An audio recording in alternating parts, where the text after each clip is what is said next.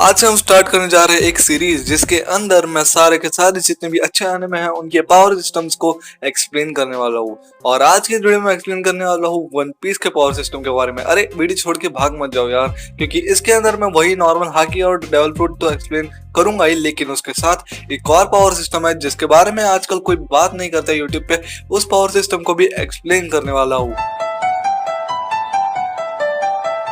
इस वीडियो में। तो यार लास्ट तक देखना। और इतने दिन से वीडियो इसलिए नहीं आई क्योंकि मैं सोच रहा था फेस कैम बना दो, पर यार फेस कैम में कुछ ना कुछ दिक्कत आ रही थी, तो मैंने सोचा एक बार ऑडियो रिकॉर्ड करके वीडियो बना देता हूँ, उसके बाद अगली बार फेस कैम कर लूंगा। तो यार वीडियो को स्टार्ट करते हैं।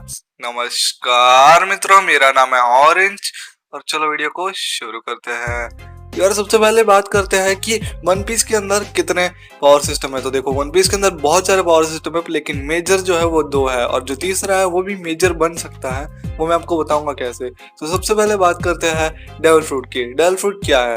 डेविल फ्रूट एक फ्रूट है जिसको खाने से उसके यूजर को ताकत आती है, कुछ भी सुपरनेचुरल ह्यूमन एबिलिटी आती है। आखिर ये डेविल फ्रूट कहाँ से आया? तो डेविल फ्रूट की ओरिजिन की बात की थी डॉक्टर वेगापंक ने, और उसने कहा था कि जो डेविल फ्रूट है वो मैनिफेस्टेशन है लोगों के, यानी कि लोगों की जो डिजायर थी उस हिसाब से डेविल फ्रूट खुद ब खुद बने।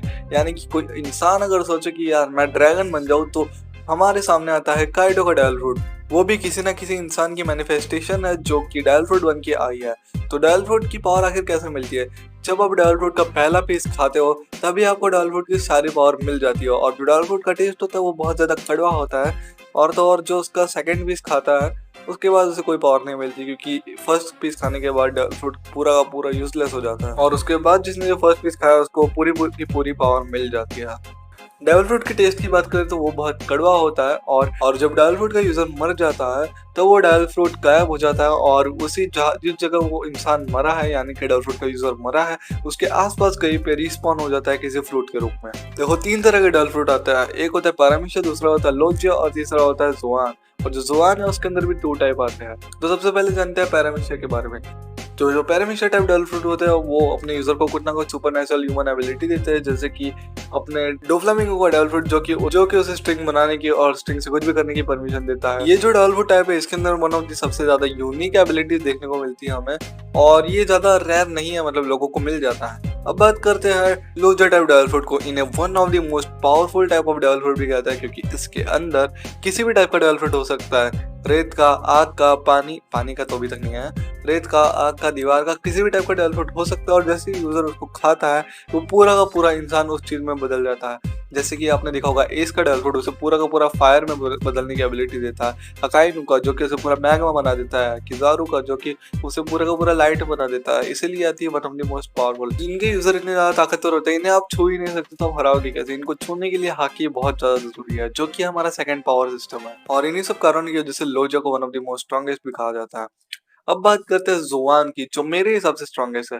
जोआन में ह्यूमन अपने आप को किसी भी एनिमल में बदल सकता है, किसी भी, मतलब जिस एनिमल का उसने डेविल फ्रूट खाया है। और तो और ऐसे भी डेविल फ्रूट आता है जो कि जानवरों को इंसानों में बदल दे, जैसे कि चॉपर का डेविल फ्रूट। मैंने कहा था कि जोआन के अंदर भी 2 टाइप्स आते हैं, एक होता है नॉर्मल ह्यूमंस वाले और दूसरे होता है मिथिकल जोआन। तो जो नॉर्मल जोआन होता है वो टाइगर, चीता, भालू ऐसा टाइप के एनिमल में बदलने की परमिशन देता है, पर जो मिथिकल जोआन होता है वो ऐसे क्रिएचर में बनने की परमिशन देता है जो कि एग्जिस्ट भी नहीं करते, जैसे कि काइडो का डेविल फ्रूट, मोमोशिकी का डेविल फ्रूट, और तो और यामाटो का डेविल फ्रूट। अब बात करते हैं हाकी के बारे में। हाकी के अंदर 3 टाइप आती है, एक होती है ऑब्जर्वेशन हाकी, दूसरी होती है ऑर्नामेंट हाकी, और तीसरी होती है कॉन्क्यूरर हाकी। जो ऑब्जर्वेशन हाकी है वो बहुत ज्यादा कॉमन है लोगों के बीच में, और इसे कोई भी सीख सकता है अगर वो थोड़ा सा कॉन्सेंट्रेट करे। तो इसके अंदर जो होता है वो यूजर की ऑब्जर्वेशन बहुत ज्यादा स्ट्रांग हो जाती है, ह्यूमन की जो इंस्टिंक्ट होती है वो बहुत ज्यादा स्ट्रांग हो जाती है, यानी कि आप अगर उसके ऊपर बुलेट भी चलाओगे तो वो उससे बच जाएगा आराम। और बहुत कम लोग जो ऑब्जर्वेशन हाकी को नेक्स्ट लेवल तक ले जाते हैं, यानी कि अगर ऑब्जर्वेशन हाकी में बहुत ज्यादा मास्टर हो जाओ तो आप फ्यूचर भी देख सकते हो कुछ, जैसा कि काटागोरी फ्यूचर देख सकता था, उसके बाद जो है लूफी भी फ्यूचर देख पा रहा था,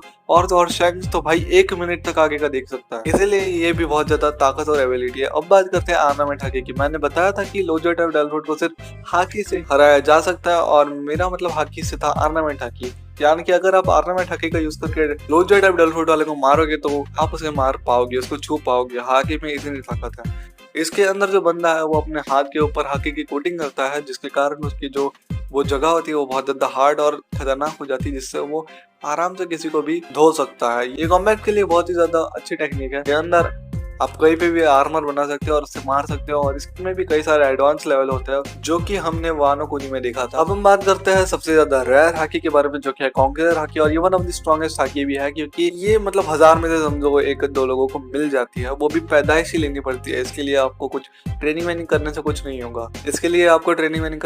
होगा, आपको ये पैदाइशी मिल जाती है, आपके खून में होनी चाहिए हाकी। इसके अंदर जो इंसान है उसकी जो विल है उसके ऊपर डिपेंड करता है कि उसकी जो कॉन्करर हाकी है कितनी ज्यादा पावरफुल हो सकती है। अगर आपकी व्हील स्ट्रांग है और सामने आपके 100 बंदे हैं तो आप 100 के 100 बंदों को बिना हाथ लगाए इस हाकी की मदद से बेहोश कर सकते हो, नॉक डाउन कर सकते हो। लेकिन अगर सामने वाले की व्हील आपकी जितनी है और आपसे थोड़ी स्ट्रांग है तो फिर आप उसका कुछ नहीं बिगाड़ सकते कॉन्करर हाकी की मदद से। यानी कि सामने अगर कॉन्करर हाकी वाला बंदा हो तो फिर उसके सामने कॉन्करर हाकी बहुत ज्यादा डिफिकल्ट हो सकता है। इसीलिए इसे माना जाता है one of the strongest hockey. अब जिसका आप लोग इंतजार कर रहे थे, मैं बात कर रहा हूँ वन पीस के थर्ड पावर सिस्टम के बारे में, जिसकी कोई बात नहीं करता और मुझे यकीन है कि एल्बाफ के बाद उसकी सब लोग बात करेंगे। मैं बात कर रहा हूँ स्काइपिया के डायल्स के बारे में। जिन लोगों ने स्काइपिया आर्क नहीं देखा यार, देख लो चुपचाप जाके। जो स्काइपिया के अंदर हमें एक पावर सिस्टम दिखाया था जो कि उसके लोग यूज करते हैं लड़ाई करने के लिए, वो है डायल्स। डायल्स क्या होता है? डायल्स एक शीशल टाइप के होता है, आप किसी भी प्रकार की एनर्जी स्टोर कर सकते हो और उसको डिफ्लेक्ट भी कर सकते हो। फॉर एग्जाम्पल इम्पैक्ट डायल, आपने इसका नाम तो सुना ही होगा।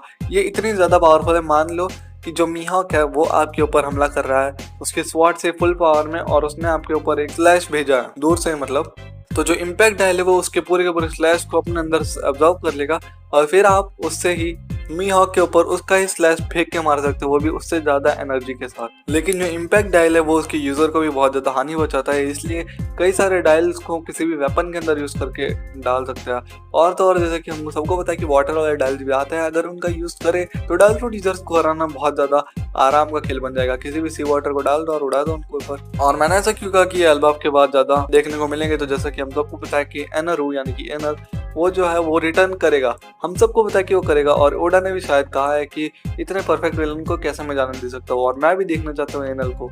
और जब वो आएगा तब हमें देखने को मिलेगा उसब भी शायद डायल्स, जैसा कि हमने देखा था कि उसब ने डायल्स ले लिए थे स्काइपिया से निकलते हुए। और यार गाइस, यही थी आज की वीडियो, और मैं जानना चाहता हूँ कि आपको और कौन सा एनिमी का पावर सिस्टम देखना है। जल्दी से यार लाइक कर दो और शेयर कर दो वीडियो को, और सब्सक्राइब भी कर दो चैनल को। यार मजा आ रहा है मुझे वीडियो बनाने में।